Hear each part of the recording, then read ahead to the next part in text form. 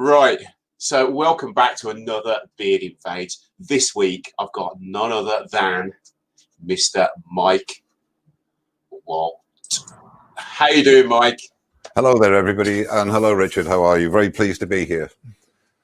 It very nearly didn't happen today because I had a migraine this morning, so I'm glad you're here now. So I know you've seen a couple of these invasions, so you know what to expect. I won't probe you too hard, but just enough for people to get to know you. Probe away. Excellent. So what I'm going to do now is I'm just going to have a look at your channel. Okay, so here we have Mike Waldt, currently on 85.3k subscribers, which is brilliant. Mike's a very popular wood turner. If you've not seen Mike on YouTube and you're a wood turner, then you're missing out, guys. So head over, check his channel out. He's got some beautiful stuff on there, and there's lots and lots to look at. Mike also does a live stream as well, so there you go. It's pretty impressive channel. Mike, do you know how many videos you've got up on there? Yes, just over 300, I think. Yeah, it's brilliant. I'm thinking that there's a lot of people out there that have learned a lot through watching your stuff. I certainly have seen a bit, and I've learned a bit from you as well, I must say. I think the most important thing, and I won't prattle on too long about it, is it's not so much I try and tell people what to do. I show them what I do, the results I get when I get it right, and it just gives that person, especially the newer turner, a little bit more food for thought. The more information you can get gives you more information to process, and it only works for you if it works for you. And it might be something completely different, but it gives you a starting point to have a go and to have an idea of what you need to do to achieve your goal. Excellent. Okay, so I'll start off with the questions. So what I usually ask is a bit of information, a bit of introduction from you. I mean, tell us a little bit about yourself. Well, basically, for the last 20 years, I've been a bus driver in my local town of Bedford in Bedfordshire. Started wood turning about, I think it was 2011. I got my first lathe, and I put my first YouTube video up in 2012, June. I remember that date, basically to give back to YouTube, because in those days, there were very few people anywhere other than the US and a few in Canada that were putting up YouTube videos regarding wood turning, and I was thirsty for knowledge. And I was just watching hours and hours and hours, and then going out into my garage stroke workshop and trying it out and failing, and then going back again. And that's how I learned. So I'm totally self-taught. That's why I'm as bad as I am, if you like. But I think the thing is that at that time, there weren't many people in the UK doing it. So I sort of decided to carry on, and it really did take off very quickly. Slow down a lot now because there's an awful lot of people doing YouTube, and that's great for the craft, you know, in majority of cases. Prior to that, I was in selling. I've had a public house. I've had a very varied career over the years. And all I would say is, if I'd found wood turning 20 odd years ago, I think I might have considered taking it up as a profession. But because I love teaching, always have done. So yeah, that's brilliant. Okay, so you kind of answered my next question. What made you upload that very first video? But we'll move on to the next one. Inspirations. Is there any one person or anything or anything that's inspired you to do what you do?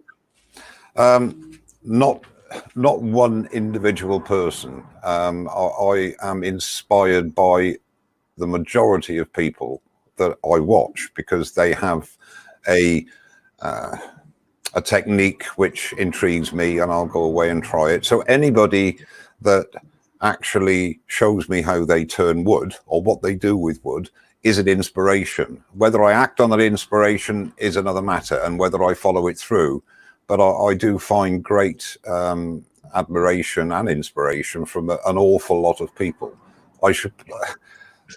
The the world-renowned turners are obviously an inspiration, obviously, but I get inspired by the people that have started turning, let's say 2 or 3 years ago, and then all of a sudden you see these fantastic pieces they're producing because they have found that they have an ability and a skill that they never knew they had. Now that is more inspirational to me than seeing a perfectly formed piece. That's just me, of course. Yeah, I totally agree. That's a great way of looking at it.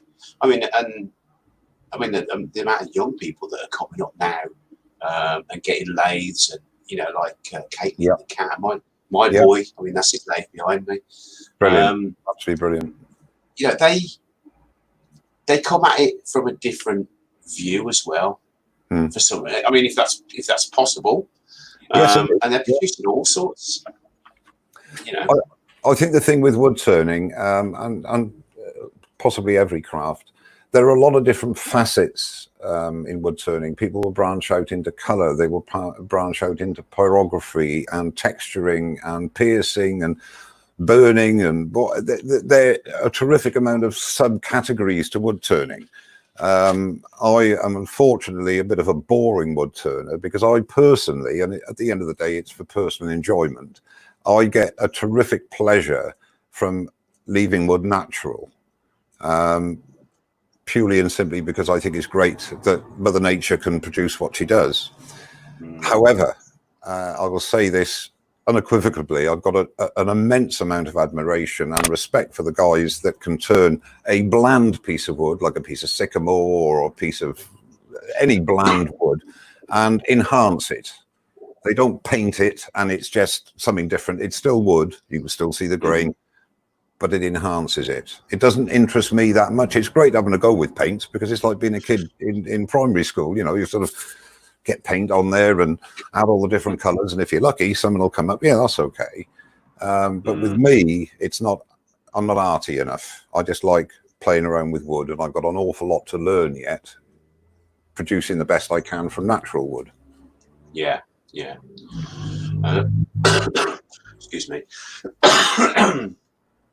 Oh, so a bit of a smoker's cough, even though I don't smoke. Am I boring you that much, Richard? No. This is good. Right, so should we have a little tour of your shop? Yeah, that's fine, Richard. Cool. He's caught me unawares with this, so I've had to do a little bit of more Heath Robinson than I'm used to. So I put one of my cameras on a tripod. This is only a double garage, okay? And this is the part that nobody ever sees. There's obviously the door. At the end there is a Triton thicknesser, the orange beastie that you can see there, which I very rarely use, but it's a good bit of kit.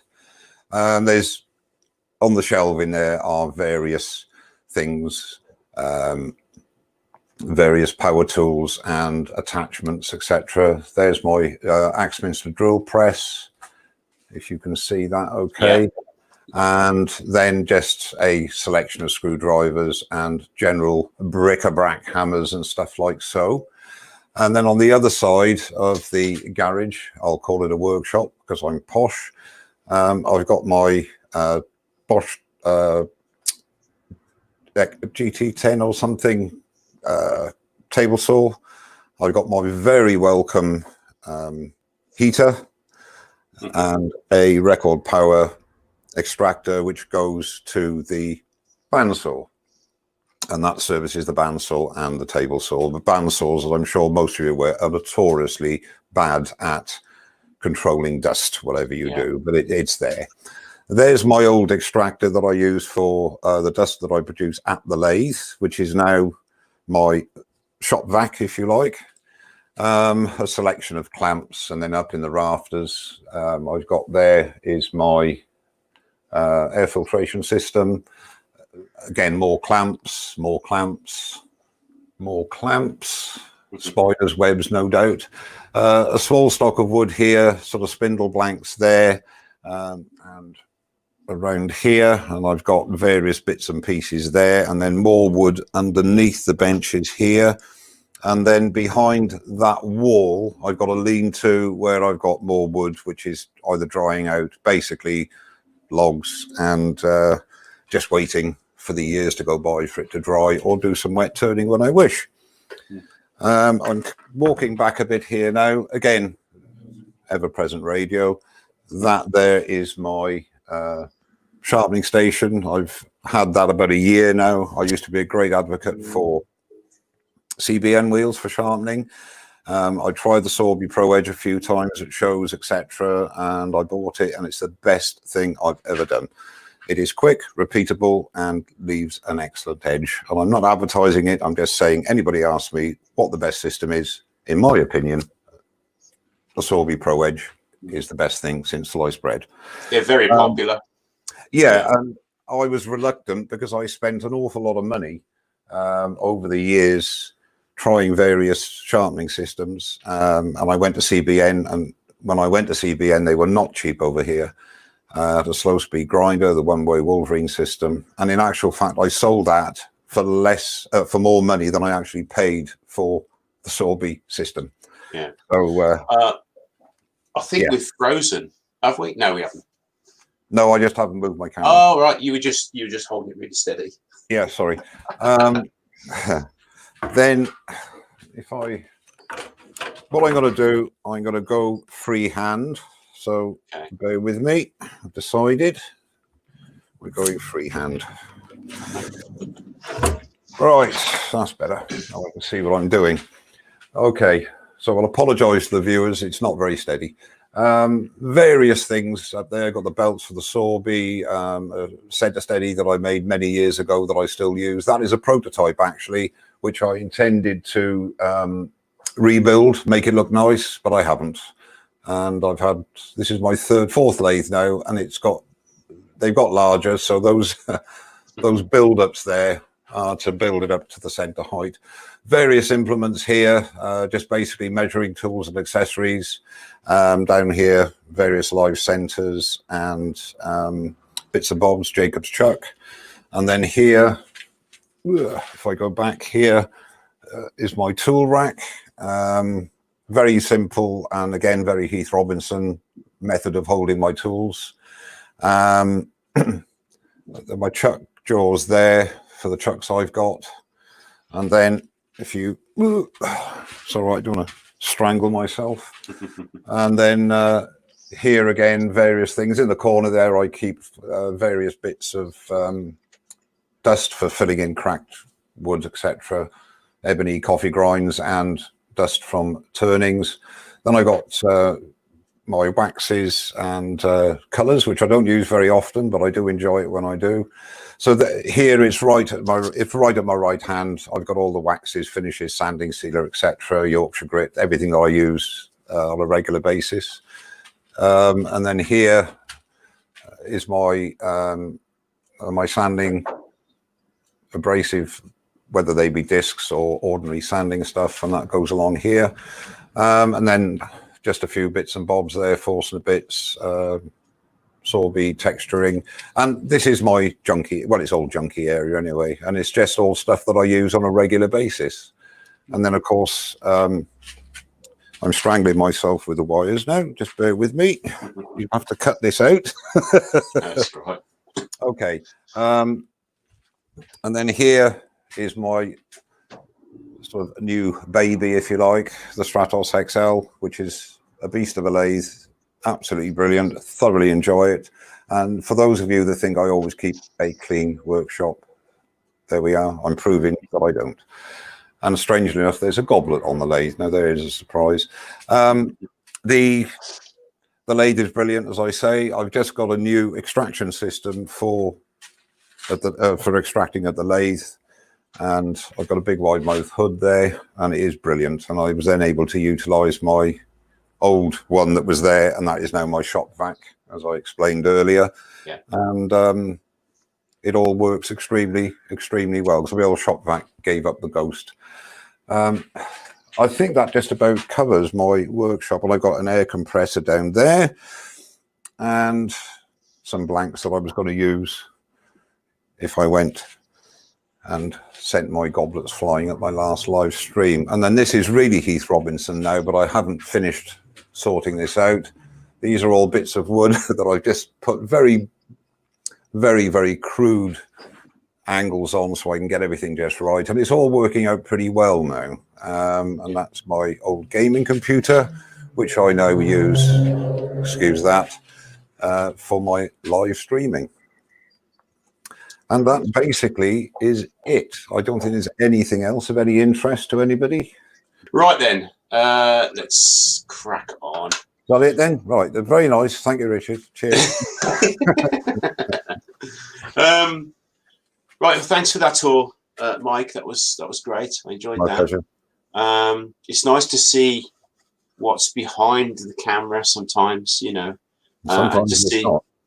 Yeah, it's true. Yeah, but it's nice to see that we can achieve what you're doing,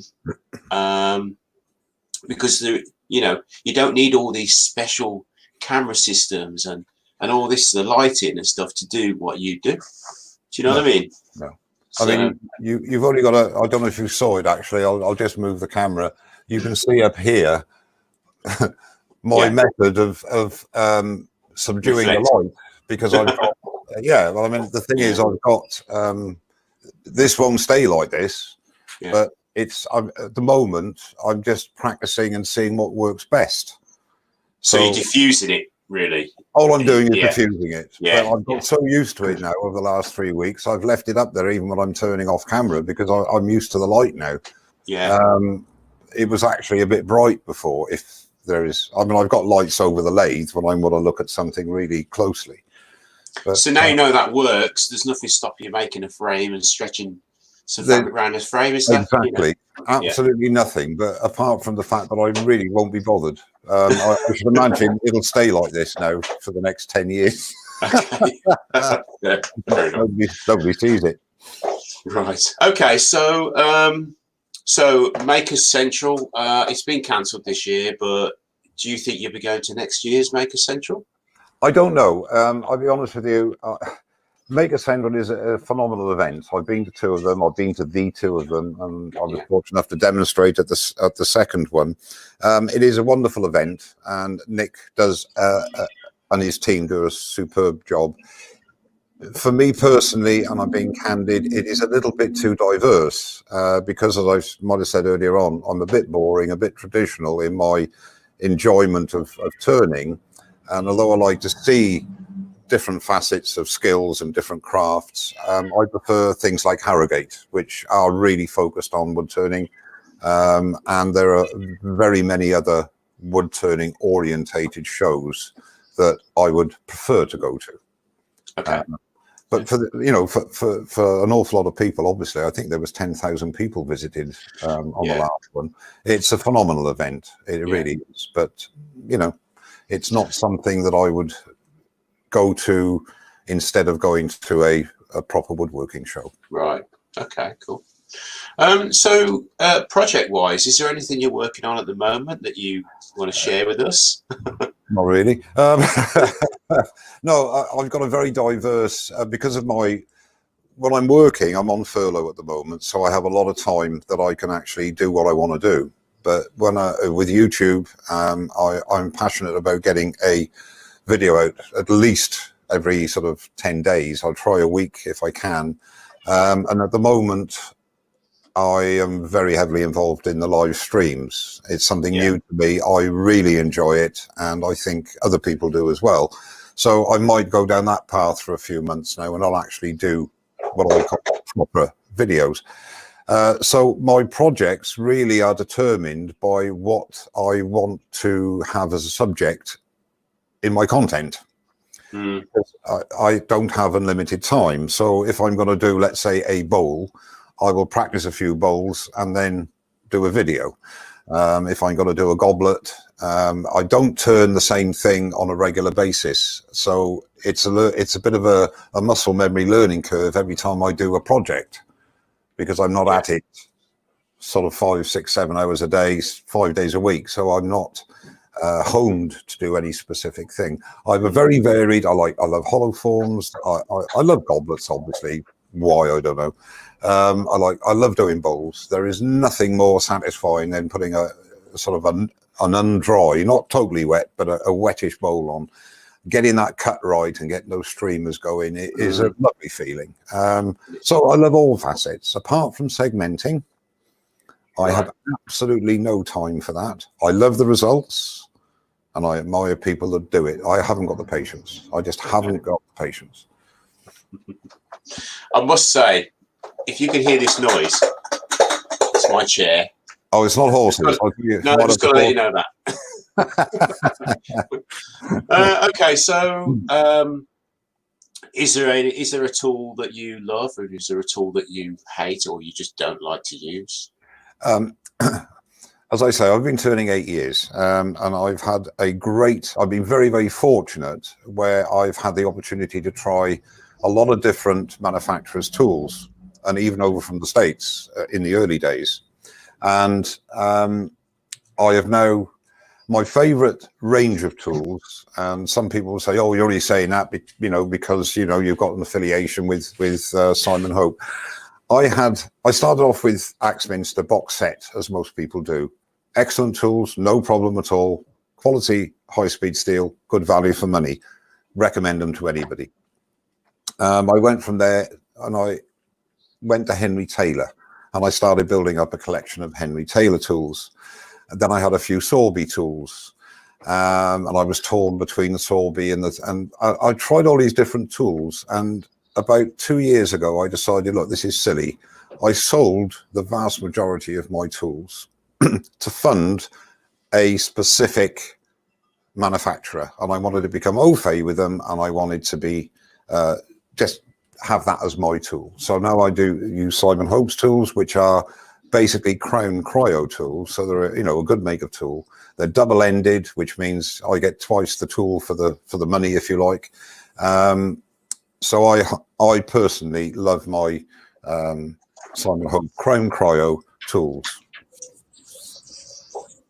And that's not an advert. That is a genuine opinion, Yeah. But the thing is, I think, and I don't want to go on too long and bore your viewers, but there is so much variety out there. It's a personal thing. Some people will swear by this, some people will swear by that. My comment to anybody is, try something out. If it works for you, it is the tool for you, because the tool is not going to make you a better turner. It's going to make the ride a bit more enjoyable, maybe, if it really feels right in your hand for your turning style. And the only way you can find that out is to try it out, or try one that someone else has got. Yeah. So, it's a learning curve. And, So is there a tool that you just don't like? You don't like to use, or something that scares you, or, or... Skew chisel. Skew, okay. Yeah. It doesn't scare me now, because I've had so many catches and things fly around the workshop and things flying everywhere. The skew chisel undoubtedly is possibly the tool that I'm least proficient with the majority of the time. Sometimes I actually get into it and I'll practice it for 2 or 3 hours, and I get everything as good as I'm going to be able to get it at that stage, and I'm really pleased, and I go away thinking, yeah, I've cracked it now. And the next time I pick it up, I have a catch. So, I think that gouges are more forgiving. I have all my skews on a radius because they're more forgiving, and I use it more often as a result. So I'm sure most people have heard of a guy called Steve Jones, who is our homegrown skew master. He's a production turner of 30 plus years, and he makes using the skew chisel look easy, but there's 30 years worth of experience there. So, But no, the skew chisel, it's my least favorite tool. Cool. So direction of channel, where do you hope to be in 12 months time with your channel?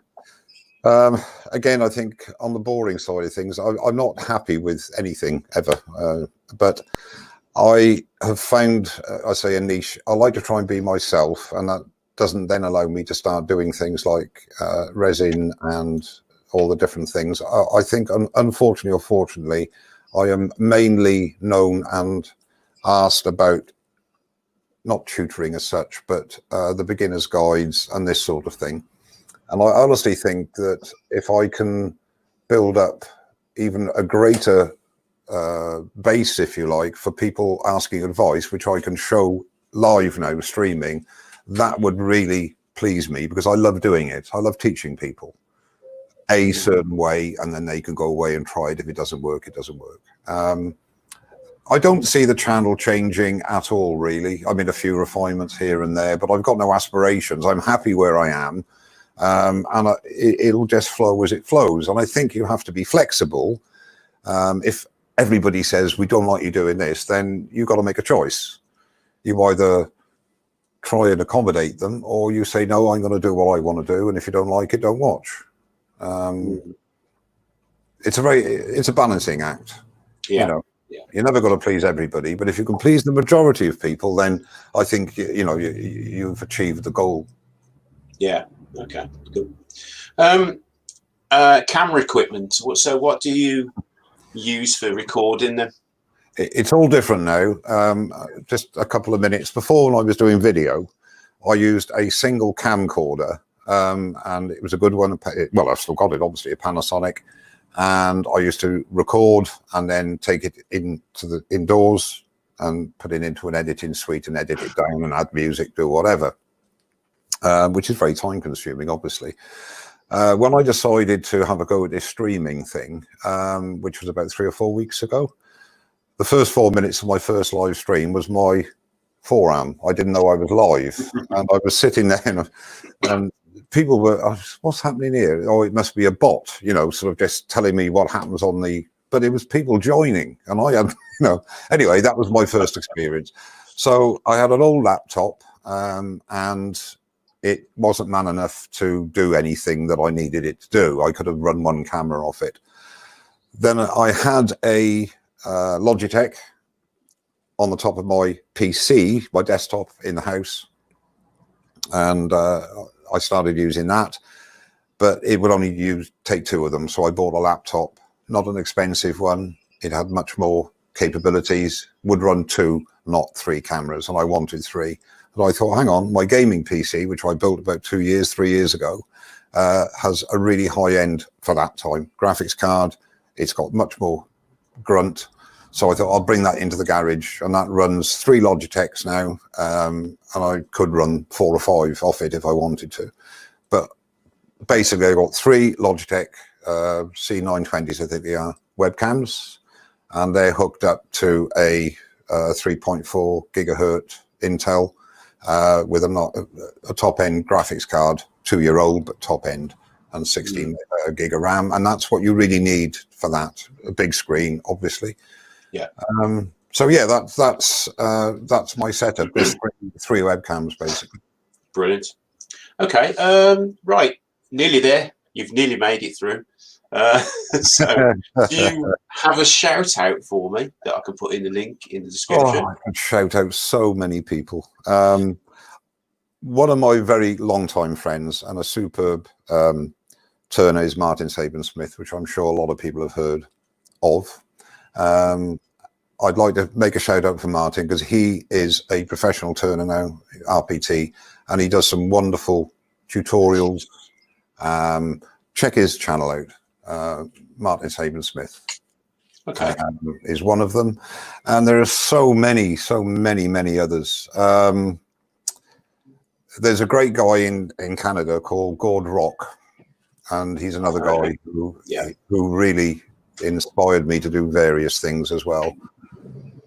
And I could name many more. Yeah. But Gord Rock and Martin will do for now, I think. Brilliant.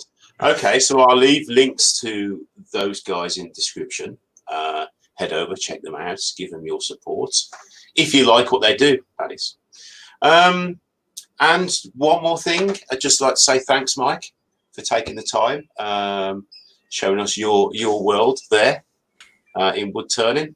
We really do appreciate it. Should lose me a few subscribers, this.